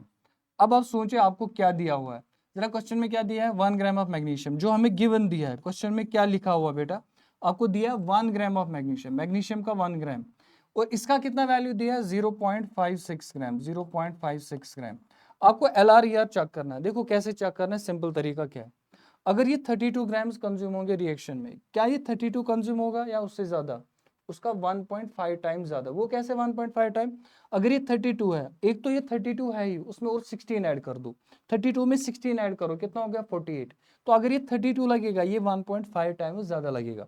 अगर ये 0.56 ग्राम लगेगा इस रिएक्शन में कंज्यूम होगा, क्या ये उतना ही यूज होगा, नहीं, उसका 1.5 टाइम्स यूज होगा। तो अगर ये 0.56 ग्राम है, इसको और ऐड कर दो, 0.56 जो है ना 0.56, इसको ऐड कर दो 0.28। आप देखो 6 8 हो गया, 4 5 2 हो गया, 7 और 8, तो इसका कितना यूज होगा, इसका यूज होगा 0.84। तो अगर ये 0.56 ग्राम होंगे, उसमें इस 1 ग्राम में से कितना यूज होगा 0.84, तो ये बचेगा कितना 0.16 ग्राम बचेगा। आई बेटा आपको बात समझ, तो 0.16 ग्राम बचेगा, तो मैग्नीशियम इसका एक्सेस रिएजेंट है और बचेगा कितना 0.16 ग्राम। पहला ही ऑप्शन इसका आएगा करेक्ट आंसर, फर्स्ट ऑप्शन।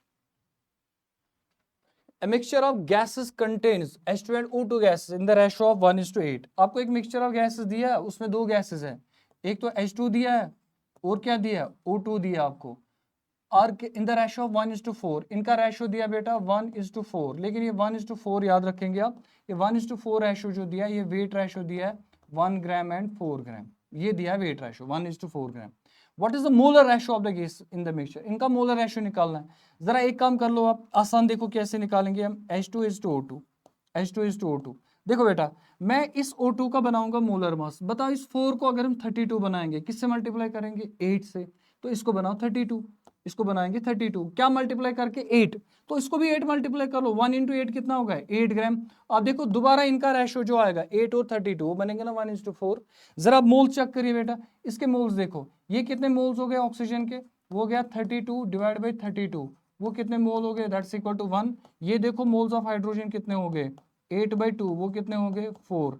तो अगर मैं मोल रेशो देखूंगा, मोल रेशो कितना आएगा, मोल रेशो आएगा 4:1, मोल रेशो इज 4:1। अब देखो ऑप्शन में कोई मैच हो रहा है, पहला ही ऑप्शन है 4:1 बनेगा मोल रेशो।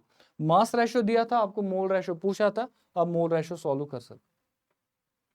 देखो क्या, in which case is the number of molecules of water maximum, water के मॉलिक्यूल्स कहां पे मैक्सिमम है। पहला ऑप्शन देखिए 18 ml of water, 18 ml of water means 18 gram of water, 18 gram of water means 1 mole of water. 1 mole of water में कितने होते हैं, number of water molecules equal to Avogadro number. ये हो गया पहला ऑप्शन। दूसरा लिखा है 0.18 ग्राम ऑफ वाटर, आपको ढूंढना है मैक्सिमम किसमें, ये तो आंसर ही नहीं आएगा क्योंकि बहुत कम मोल है। 0.0024 litre of water vapour eight 1, ये बहुत कम है, ये 1 मोल से बहुत कम है, तो ये भी इसका आंसर नहीं आएगा, थर्ड ऑप्शन भी नहीं हो। फोर्थ ऑप्शन लिखा 10 rays power -3 mole of water. 10 rays power -3 mole of water में वाटर मॉलिक्यूल होंगे 10 रेज़ पावर -3 Na, इतने कम होंगे, तो ये कम होंगे, तो पहले वाले में ही सबसे ज्यादा होंगे। 18 ग्राम ऑफ वाटर में 1 मोल हो जाएगा, first option would be the answer. देखिए क्या लिखा, how much moles of magnesium phosphate will contain 0.25 mole of किसके, 0.25 मोल ऑफ ऑक्सीजन एटम्स। आपको दिया मैग्नीशियम फॉस्फेट, फॉर्मूला क्या है, Mg3PO4 होल ट्वाइस, ये आपको दिया मैग्नीशियम फॉस्फेट। आपको बताया मैग्नीशियम फॉस्फेट के कितने मोल्स हमें लेने पड़ेंगे, how many moles of magnesium phosphate, कितने लेन्स पड़ेंगे, such that it will contain 0.25 mole of oxygen atom. जरा इसको आप समझिए, आप पहले इसको नजर रखते हैं बेटा। अगर मैं इसका ले लूंगा, इस मैग्नीशियम फॉस्फेट का 1 मोल, कितना लूंगा मैं, 1 मोल। जरा इसके 1 मोल में देखिए ऑक्सीजन एटम कितने होंगे, 4 × 2 8 मोल ऑफ ऑक्सीजन एटम होंगे कि नहीं, 8 मोल ऑफ ऑक्सीजन एटम। तो मैं इस बात को ऐसे लिखूंगा, 8 मोल ऑक्सीजन एटम है, ऑक्सीजन एटम है, कितने में है, जरा बता बेटा, 1 मोल ऑफ किसके, 1 mole of magnesium phosphate, magnesium phosphate 8 mole oxygen atom है इन 1 मोल ऑफ मैग्नीशियम फॉस्फेट। आपको 8 मोल निकालने हैं या 0.25 मोल, 0.25 मोल ऑफ ऑक्सीजन एटम कितने में होंगे, तो आप लिखेंगे ना 1/8, 1/8 इंटू क्या करेंगे 0.25 mole of magnesium phosphate, mole of magnesium phosphate, तो वो किसके बराबर आएगा 1/8 इंटू कितना आएगा बेटा 0.24 हो गया 1/4, दैट इज 1/32, तो वो आएगा लगभग 1/30, दैट इज 1/3, वो आएगा लगभग 3 पॉइंट समथिंग, तो 3.1 इंटू 10 रेज़ पावर -2, ये आएगा बेटा इसका आंसर। इसमें आपको मिलेंगे 0.25 मोल ऑफ, अगर आप मैग्नीशियम फॉस्फेट के इतने मोल्स देंगे आपको मिलेगा 8 मोल ऑफ ऑक्सीजन एटम्स। चलिए बढ़ते हैं आगे, देखिए नेक्स्ट क्वेश्चन क्या लिखा है, an x molal solution of a compound in benzene has mole fraction of solute equal to 0.2। देखो क्या दिया है, एक्समोलल सोल्यूशन दिया है, एक्समोलल सोल्यूशन। अगर आपको एक्समोलल सोल्यूशन दिया है, जरा बात समझिए, एक्समोलल का मतलब क्या हुआ, एक्समोलल का मतलब है एक्समोल ऑफ सोल्यूट।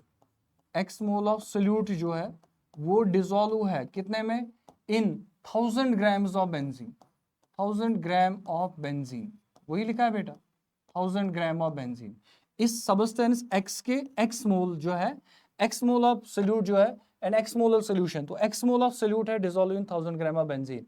आपको निकालना है the value of x, is x मतलब एक्स का वैल्यू निकालना है, आपको निकालना है मोल ऑफ एक्स कितने होंगे। वो मोल ऑफ एक्स कैसे निकालेंगे, एक्स मोल फ्रैक्शन दिया है, कितना दिया है 0.2, तो ऐसे निकाल देंगे, हम निकालेंगे number of moles of benzene. Number of moles of benzene किसके बराबर आएगा, 1000 mass divide by molar mass 78। अगर हम इसको सॉल्व करेंगे 1000/78, वो कितना आएगा बेटा, 1000 डिवाइड बाय 78 करेंगे तो number of moles of benzene आएगा 1000/78 which is equal to nearly number of moles of benzene, वो आएगा लगभग 12.8 के बराबर, 12.8 मोल, किसके 12.8 मोल, मोल्स ऑफ बेंजीन। अब देखो आपको क्या निकालना है, तो मैं लिखूंगा मोल फ्रैक्शन ऑफ एक्स जो आएगा वो आएगा बराबर number of moles of x divide by number of moles of x plus क्या करेंगे number of moles of benzene. अब number of mole fraction of x कितना दिया है, mole fraction of x is 0.2, तो we write 0.2 is equal to number of moles of x divide by number of moles of x plus number of moles of benzene, वो कितने दिया है 12.82 के बराबर। तो अगर हम ऐसे इसको सॉल्व करेंगे, ये यहाँ ले जाओ मल्टीप्लाई कर लो, तो कितना आएगा 0.2 इंटू NX प्लस कितना आएगा बेटा 12.82, वही किसके बराबर आएगा NX के बराबर। अब कुछ नहीं करना है, इसको इसके साथ मल्टीप्लाई कर लो, इसके साथ मल्टीप्लाई कर लो, तो NX का वैल्यू जो आएगा वो आएगा बेटा 3.2 के बराबर। तो NX का वैल्यू जो आएगा that's equal to 3.2, that is answer. इसको सॉल्व करना है बस सिंपल में, आंसर इज 3.2। देखिए क्या लिखा है नेक्स्ट, नेक्स्ट लिखा बेटा 16 ग्राम ईच ऑफ O2। अगर आपको 16 ग्राम दिए जाएंगे ऑक्सीजन के, असर्शन है ये, और O3 जो है 16 ग्राम ईच, O2 के भी 16 ग्राम और O3 के भी कितने 16 gram, contains Na2 and Na3 atoms respectively. बिल्कुल नहीं, अगर आपको 16 ग्राम दिए जाएंगे O2 के और 16 ग्राम दिए जाएंगे किसके, O3 के, क्या उनमें एटम्स होंगे Na2 और NO3? नहीं होंगे, ये गलत स्टेटमेंट है। 16 gram of O2 and O3 contain same number of molecules, ये भी गलत। ना तो 16 ग्राम में होंगे Na2 और Na3 दोनों में नहीं होंगे, और दूसरी बात है 16 ग्राम ऑफ O2 और O3 में नहीं होंगे सेम नंबर ऑफ मॉलिक्यूल, नहीं होंगे क्योंकि स्पीशीज अलग है। तो ये भी गलत है, ये भी गलत है, फोर्थ ऑप्शन आएगा बेटा इसका आंसर। जब दोनों गलत होते हैं तो सीधे फोर्थ, बोथ असर्शन है रीजन और फॉल्स। देखिए उसके बाद क्या लिखा, molarity is the number of moles of solute dissolved इन पर लीटर ऑफ सॉल्वेंट, गलत है क्योंकि सोल्यूशन होता है। Molarity and normality of a solution of sodium carbonate are same, बिल्कुल नहीं। क्यों?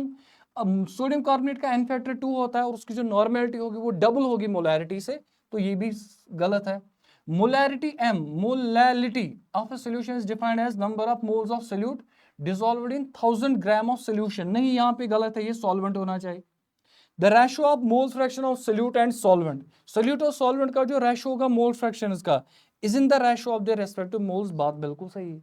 अगर आप मोल फ्रैक्शन देखेंगे एक कंपोनेंट और बी कंपोनेंट का, वो एक्चुअल में होता है उनके मोल्स का रेशियो, तो इसका आंसर आएगा डी पार्ट। क्या होगा, which are the following statement is true, D part is true, तो इसको आएगा ओनली डी। assertion रीजन दिया, volume occupied by 1 mole of hydrogen liquid is equal to 22.4 cc at NTP, बिल्कुल गलत है। क्यों? 22.22400 cc cubic centimetre, ml centimetre cube, वो gases के लिए होता है और वाटर जो है वो लिक्विड है, तो ये गलत है। 1 mole of any substance occupies 22.4 litre volume at NTP, बिल्कुल गलत है। क्यों? ये स्टेटमेंट सिर्फ गैसेस के लिए करेक्ट है और वो भी एनटीपी एसटीपी पे, अदरवाइज ये करेक्ट नहीं है, तो दोनों गलत है। तो अभी बोला फोर्थ ऑप्शन आएगा। देखो क्या लिखा है, a molar solution is one that contains 1 mole of a solute in 1000 gram of the solvent, बिल्कुल पहला option, simple, 1000 gram of solvent। assertion reason, equivalent weight of copper in both copper oxide and Cu2 is different, बात तो सही है।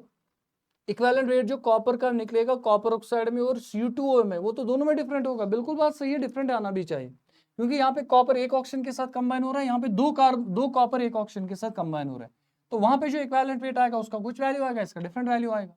अब दूसरी बात लिखी है, equivalent weight of N element is constant, ये बात बिल्कुल गलत है। एलिमेंट्स का इक्विवेलेंट वेट जो होता है वो ऑलवेज कांस्टेंट नहीं होता है, क्योंकि कुछ एलिमेंट्स होते हैं जो वेरिएबल वैलेंसी दिखाते हैं, जैसे कॉपर है, यहाँ पे वैलेंसी 1 दिखाता है, यहाँ पे वैलेंसी 2 दिखाता है, तो ये वैलेंसी 1 दिखाएगा, वहां पे 2 दिखाएगा, तो ये बात तो सही नहीं है। तो इसका ऑप्शन क्या आएगा, पहला ऑप्शन तो इसमें ठीक है, इक्विवेलेंट वेट ऑफ कॉपर, ये बात सही है। assertion is true but reason is false, third option आएगा।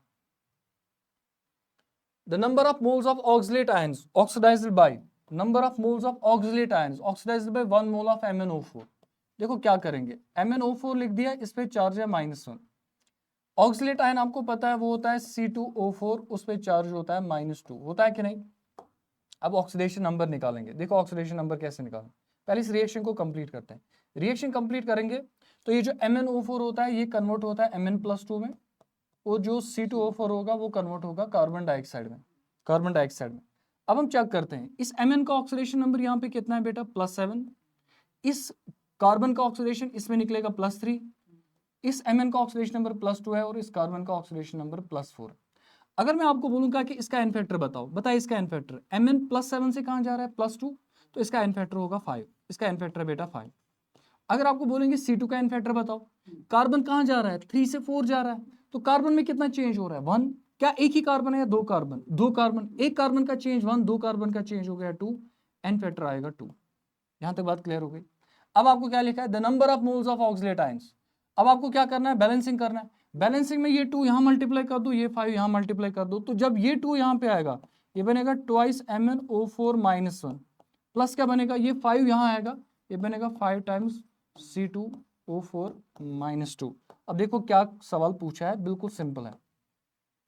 The number of moles of oxalate ions, oxalate ion के कितने मोल्स ऑक्सीडाइज होंगे bye 1 mole of MnO4।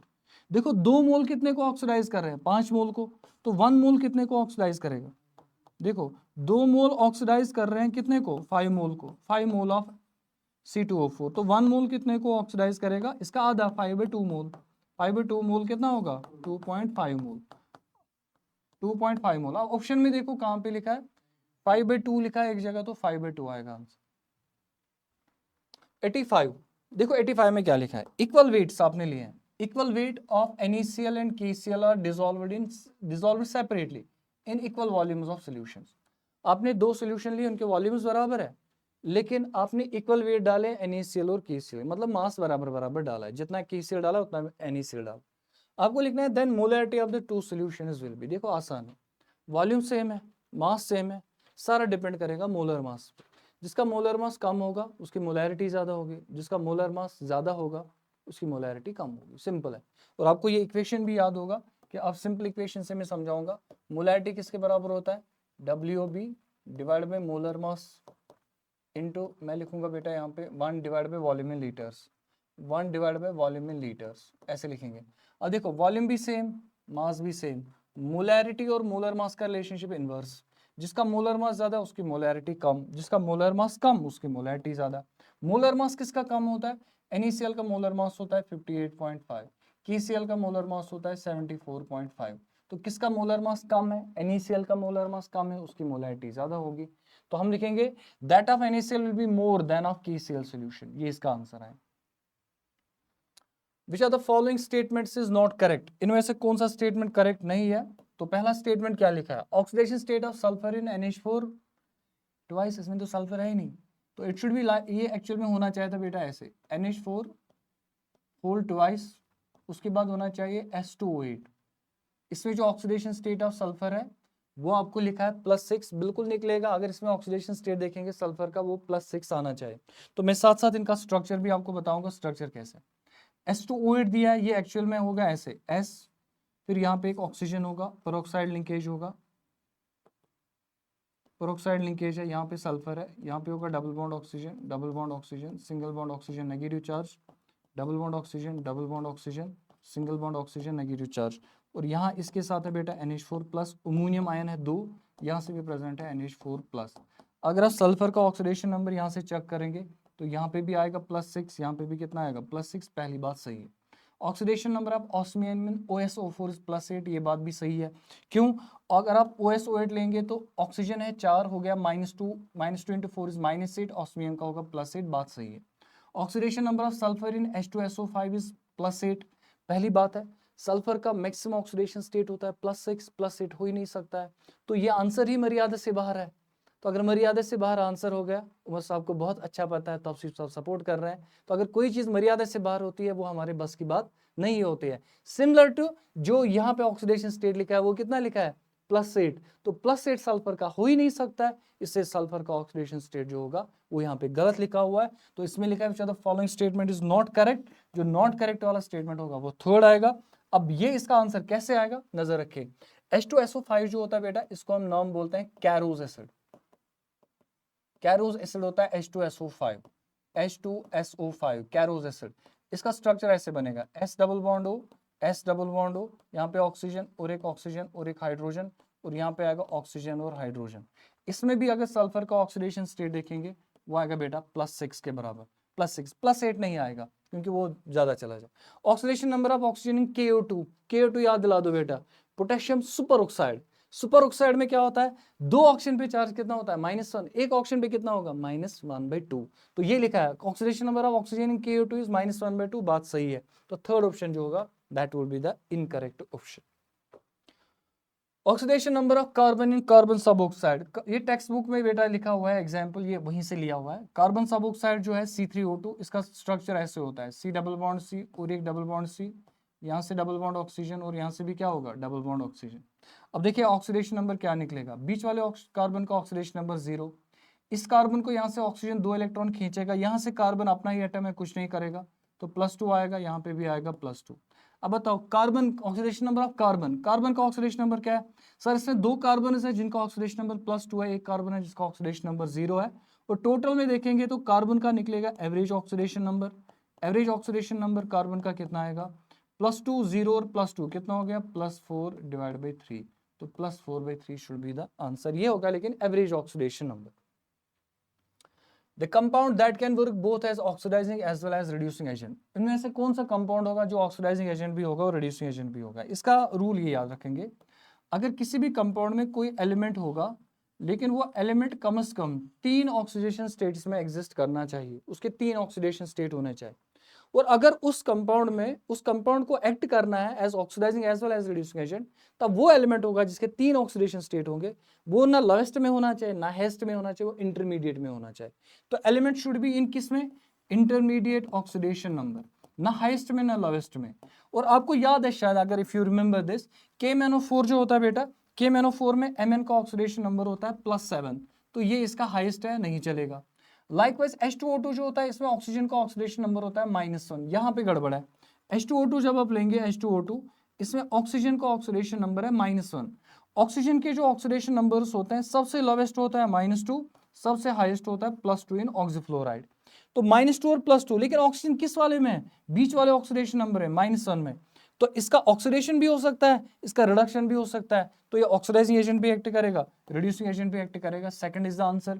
Third वाला क्यों नहीं आएगा, इसमें जो आयरन है वो +3 स्टेट में है, इसमें जो सल्फर है वो +6 स्टेट में है, और इसमें जो ऑक्सीजन है वो -2 में है, -2 इज द लोवेस्ट। K2Cr2O7 में जो Cr है वो है +6 स्टेट में, जो कि इसका हाईएस्ट है।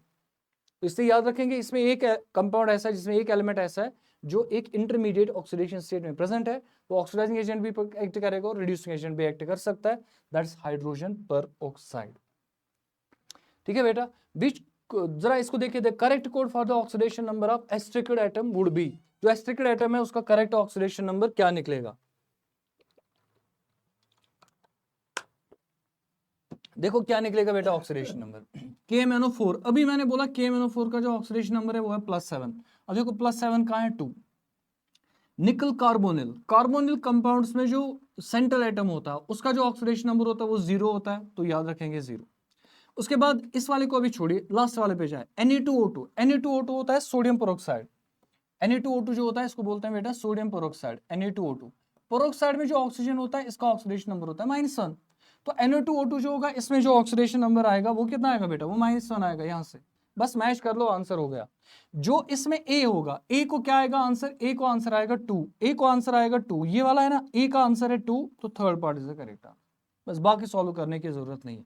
A को आएगा 2, B को आएगा 3, B को आएगा 3, उसके बाद C को आएगा 1, इसका ऑक्सीडेशन नंबर निकालोगे तो +4 आएगा प्लैटिनम का। और उसके अलावा क्या दिया बेटा, उसके अलावा दिया है D, D को आएगा 4, और D जो है उसका आपने 4 लिख दिया -1 के बराबर। In which of the following pair oxidation number of iron is same, इनमें से कौन सा पेयर है जिनमें ऑक्सीडेशन नंबर ऑफ आयरन क्या होगा, सेम।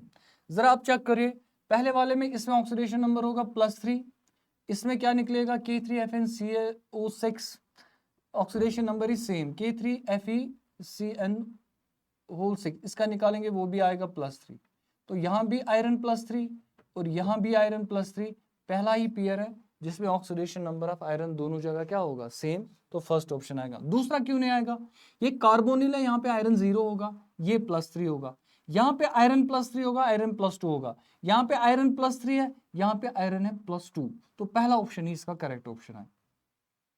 देखिए, phosphorus has the oxidation state of +3 in, oxidation phosphorus का ऑक्सीडेशन स्टेट +3 कहां पे है, पहला ऑप्शन जो लिखा है वो क्या लिखा बेटा, फॉस्फोरस एसिड, इसका फॉर्मूला बनेगा बेटा H3PO3 बनेगा इसका फॉर्मूला। अगर हम इसका स्ट्रक्चर चेक करेंगे या ऐसे ऑक्सीडेशन नंबर में निकालेंगे H3PO3 का ऑक्सीडेशन नंबर निकालेंगे, H3PO3, देखो 3 हाइड्रोजन है, 3 हाइड्रोजन है, एक अकेला फॉस्फोरस है, और कितने हैं, 3 ऑक्सीजन है, 3 ऑक्सीजन, नेट चार्ज कितना आएगा 0। जरा देखो 3 इंटू हाइड्रोजन का आएगा +1 और आएगा phosphorus +3 times -2 is equal to 0, तो ये कितना आएगा बेटा 3 प्लस फॉस्फोरस का ऑक्सीडेशन नंबर प्लस माइनस हो गया -6 इज इक्वल टू 0, वो आएगा P, देखो यहाँ पे माइनस कितना आएगा बेटा, ये -6 + 3 वो हो गया बेटा -3 इज इक्वल टू 0, तो P का जो ऑक्सीडेशन नंबर आएगा वो आएगा +3, तो इसका आंसर आएगा फर्स्ट पार्टी, दैट इज +3। दूसरा ऑप्शन जो है that's called orthophosphoric acid. Orthophosphoric acid का फॉर्मूला होता है H3PO4, इसमें जो ऑक्सीडेशन नंबर आएगा वो आएगा बेटा +5 के बराबर, H3PO4। तो ये ऑर्थोफॉस्फोरिक एसिड जो होगा इसका फॉर्मूला क्या है बेटा, H3PO4। तो अगर हम इसका देखेंगे फॉर्मूला वो आएगा बेटा HPO3 आएगा इसका फॉर्मूला, यह मेटाफॉस्फोरिक एसिड, और पायरोफॉस H4 आएगा इसका, P2O7 आएगा इसका फॉर्मूला। तो इनमें जो ऑक्सीडेशन नंबर को +3 होगा सिर्फ किसका, फॉस्फोरस एसिड का। देखिए उसके बाद which are the following compounds are arranged in increasing oxidation number of sulphur, इनमें से कौन सा कंपाउंड है जिसमें increasing oxidation number of sulphur लिखा हुआ है। जरा पहली बात देखिए H2SO3, अगर आपको H2SO3 निकालना होगा, SO3 लिखा O3, जरा इस O3 को आप सॉल्व करिए, ये हो गया 6 ऑक्सीजन, ये 3 ऑक्सीजन मीन -6, इसमें 2 बाहर निकलेगा तो ये आएगा +4, ये आएगा +4। H2 उसका देखो बेटा -2, क्या है इंक्रीजिंग है डिक्रीजिंग, डिक्रीजिंग है तो आंसर नहीं है, हमें लिखा है increasing order, increasing oxidation number of sulphur. दूसरा वाला यहाँ पे चेक करिए बेटा, H2SO3 दोबारा आइए, H2SO3 +4, यहाँ पे आएगा बेटा इसका ऑक्सीडेशन नंबर +4, 6 +4, और ये कितना आएगा -2, +4 -2 दोबारा लिखा है, ये इंक्रीजिंग नहीं डिक्रीजिंग है, नहीं चलेगा। थर्ड वाले पे आइए बेटा, देखो H2SO और H2SO3 ये लिखा है -2, ठीक है -2, ये कितना लिखा है बेटा +4, चलेगा +4। H2SO4 कितना लिखा है +6, ये +6 है। H2H2O3, अगर आप H2H2O3 लेंगे, इसका स्ट्रक्चर बनाएंगे तो ये ऐसे बनेगा, S डबल बॉन्ड S, यहाँ से बनेगा बेटा डबल बॉन्ड O, यहाँ से भी बनेगा डबल बॉन्ड O, और यहाँ से बनेगा OH। अगर आप इस सल्फर का ऑक्सीडेशन नंबर निकालेंगे वो आएगा बेटा +5, तो यहाँ पे लिखा है +5, इसका मतलब ये इंक्रीजिंग ऑर्डर नहीं है क्योंकि पहले ही +6 है फिर +5 है, तो लास्ट वाला ऑप्शन आएगा आंसर। इसमें सल्फर का ऑक्सीडेशन नंबर पहले का कितना होगा बेटा, यहाँ पे जो ऑक्सीडेशन नंबर होगा वो होगा -2, यहाँ पे जो H2H2O3 में कितना आएगा बेटा, यहाँ पे आएगा +4 आएगा, यहाँ पे ऑक्सीडेशन नंबर, H2SO3 पे आएगा +5, और यहाँ पे ऑक्सीडेशन नंबर आएगा बेटा +6, तो ये increasing order of oxidation numbers दिया है, ये आएगा इसका answer, fourth part is answer. देखिए बेटा क्या लिखा है, if an element is in the lowest oxidation state, अगर एक एलिमेंट किस स्टेट में है, lowest oxidation state, under proper conditions it can act as, proper conditions में क्या एक्ट करेगा, अगर कोई भी एलिमेंट होगा present in it higher oxidation state, it always acts as an oxidizing agent, strong oxidizing agent. अगर कोई एलिमेंट प्रेजेंट है in its lowest oxidation state, वो ऑलवेज एक्ट करेगा as a strong reducing agent, बस इतना ही याद रखना है। तो ये क्या करेगा, एक्ट एज रिड्यूसिंग एजेंट, क्योंकि लोवेस्ट ऑक्सीडेशन स्टेट में है, तो लोवेस्ट मींस इसके पास ये इलेक्ट्रॉन रिच होगा, तो इलेक्ट्रॉन डोनेट कर सकता, ऑक्सीडेशन हो जाएगा, अगर ऑक्सीडेशन हो जाएगा it will act as which agent, reducing agent, ये एक्ट करेगा। अब देखिए बेटा क्या, the equivalent weight of MnSO4 is half to that of molecular weight when it is converted to, MnSO4 का जो इक्विवेलेंट वेट होगा वो हाफ होना चाहिए, लेकिन कब हाफ होगा, अब देखिए हाफ कब होगा, आपको दिया है MnSO4, MnSO4 में Mn का ऑक्सीडेशन नंबर कितना है बेटा +2, अब ये किस में कन्वर्ट होना चाहिए, जो ऑप्शन आपको दिए हैं उनमें से देखो, Mn2O3 में क्या होगा, अगर मैं Mn2O3 लूंगा, यहाँ पे Mn का ऑक्सीडेशन नंबर कितना आएगा +3, तो ये +2 से जाएगा +3, तो तब इसका एन फैक्टर आएगा 1, लेकिन हमें 1 नहीं निकालना, हमें एन फैक्टर इसका 2 निकालना है, क्योंकि इसका इक्विवेलेंट वेट आधा होना चाहिए। तो अगर इक्विवेलेंट वेट आधा होना चाहिए वो कैसे बनेगा, देखो क्या बेटा, Mn+2 जो होना चाहिए कन्वर्ट होना चाहिए फिर Mn+4 में, किसमें होना चाहिए कन्वर्ट, Mn+4, Mn+4 क्या है, MnO2, MnO2 में जो Mn का ऑक्सीडेशन नंबर है वो कितना है, दैट इज +4, MnO2 में जो Mn का ऑक्सीडेशन नंबर है वो कितना है बेटा, दैट इज इक्वल टू +4, तो आप देखिए कहां से जा रहा है, +2 से +4, तो इसका जो एन फैक्टर आएगा वो कितना आएगा 2, अगर एन फैक्टर आएगा 2, equivalent mass is equal to m/2, वो निकलेगा हाफ, तो इसका सेकंड ऑप्शन आना चाहिए, आंसर होगा सेकंड ऑप्शन। अब आपको एक रिएक्शन दिया है, दो रिएक्शन दिए हैं, ए रिएक्शन और बी रिएक्शन, ये आपका ए रिएक्शन है यहाँ से और यहाँ से बी रिएक्शन दिया है। The true statement regarding the above reactions is, इसका ट्रू स्टेटमेंट क्या है, हाइड्रोजन पेरोक्साइड हर एक जगह दिया है, सॉल्व कर लेते हैं और आंसर देख लेते हैं।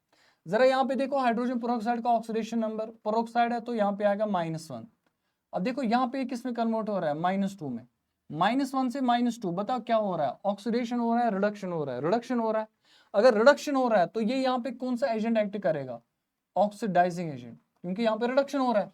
जरा यहाँ देखिए इसका ऑक्सीडेशन नंबर है -1 और ये कन्वर्ट हो रहा है 0 में, -1 से जब ये 0 हो जाएगा तो इसका हो रहा है ऑक्सीडेशन, ऑक्सीडेशन का मतलब है ये होगा रिड्यूसिंग एजेंट, बस इतना ही आंसर है। पहले वाले में H2O2 होगा ऑक्सीडाइजिंग एजेंट, दूसरे वाले में जो H2O2 होगा वो क्या होगा, reducing agent. H2O2 acts as an oxidant means oxidizing agent in reaction A, reducing agent in reaction B, ये आएगा बेटा इसका करेक्ट आंसर। चलिए करिए बेटा, आप नेक्स्ट क्वेश्चन कैसे करेंगे आप,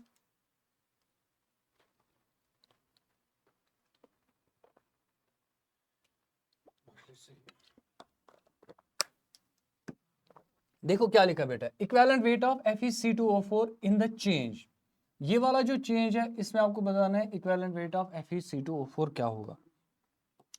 देखो पहले लिख लेते हैं इसको, C2O4 लिया हमने FeC2O4।